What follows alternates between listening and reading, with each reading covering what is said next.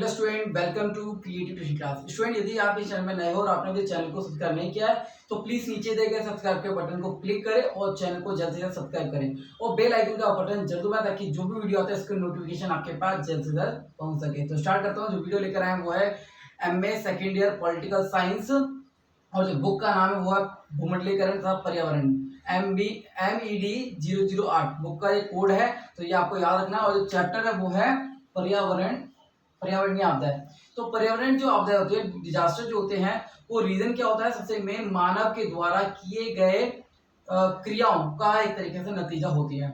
और जैसे कि भूकंप आना, बाढ़, सूखा पड़ जाना और महामारी आना, तो ये सारे एक तरीके के रीजन माने जाते हैं जो मनुष्य के द्वारा ही एक तरीके से आए जाते हैं। और इसमें सबसे मेन मैं आपको बताना है वो है पर्यावरण प्रकृति का एक हिस्सा है। तो पर्यावरण जो है वो क्या है? प्रकृति का हिस्सा है। और प्रकृति जो है वो एक दूसरे के क्या है? पूरक है। एक दूसरे क्या है? प्रकृति पूरक है। तो सबसे मेन क्या आपने को याद रखना कि पर्यावरण जो है प्रकृति का एक हिस्सा है और जो एक दूसरे के पूरक है। नेक्स्ट है, प्रकृति के बिना पर्यावरण की परिकल्पना नहीं की जा सकती। मतलब पर्यावरण के बगैर प्रकृति का कोई अस्तित्व नहीं है और प्रकृति का पर्यावरण के कोई बिना अस्तित्व नहीं है। तो आपको ये चीज याद रखनी है। नेक्स्ट है, प्रकृति को दो शब्दों से मिलकर बना है, प्र प्लस कृति। प्र मतलब होता है शेष और कृति मतलब होता है रचना। तो प्रकृति का एक तरीके से किस प्रकार रचा जाए तो उसका एक तरीके से अर्थ दे रखा है। तो प्र मतलब होता है श्रेष्ठ, मतलब सबसे अच्छा, और प्रकृति मतलब होता है रचना। नेक्स्ट है, प्रकृति को दो प्रकार की होती है, एक तो प्राकृतिक और एक मानव। एक होता है मानव प्रकृति और एक होता है प्रकृति। ठीक है, प्राकृतिक प्रकृति। ठीक है।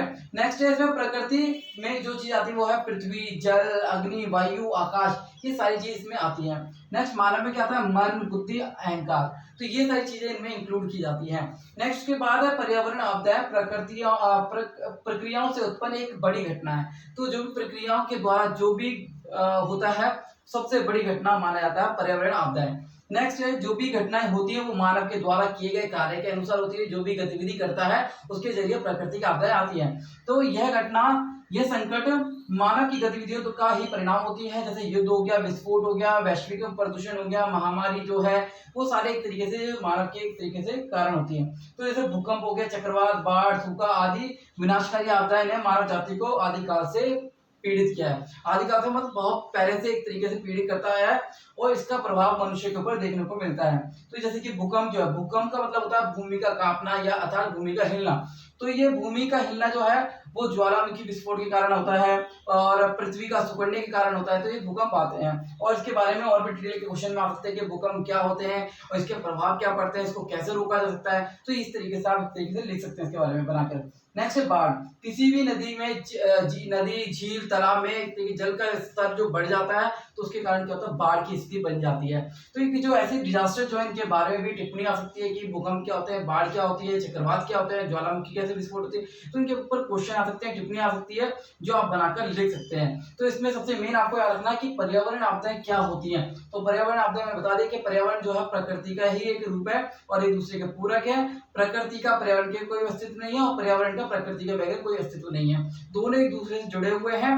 और प्रकृति जो है वो दो शब्दों से मिलकर बनी है, कृति, प्र मतलब कृति और प्र मतलब शेष मतलब प्रकृति। ये प्रकृति शब्द है, प्र मतलब शेष होता है, कृति मतलब रचना, कि किस प्रकार प्रकृति को रचा गया है। और जो भी गतिविधि मानव के द्वारा की जाती है वो पर्यावरण की आपदाओं के कारण होती है। तो इसको और आप एक्सप्लेन कर सकते हैं कि पर्यावरण जो आपदाएं हैं वो किस प्रकार प्रभाव डालती है। तो मनुष्य के आवास पर प्रभाव डालती है, खान पीन पर प्रभाव डालती है और एक तरीके से आर्थिक स्थिति पर खराब प्रभाव डालती है। तो ये सारी आप एक तरीके से बनाकर इनको अच्छे तरीके पॉइंटों को एक्सप्लेन कर सकते हैं। तो स्टूडेंट, समझाने का मतलब ये था कि चैप्टर जो है इसका इंट्रोडक्शन आपको एक बार क्लियर हो जाता है तो आप इस चैप्टर को अच्छी तरीके से बनाकर भी एक तरीके एक्सप्लेन कर सकते हैं, क्योंकि डिजास्टर जो है आए दिन देखने को मिलते हैं। तो उम्मीद करता हूँ कि वीडियो अच्छी लगी, इसको लाइक और शेयर जरूर करें। धन्यवाद।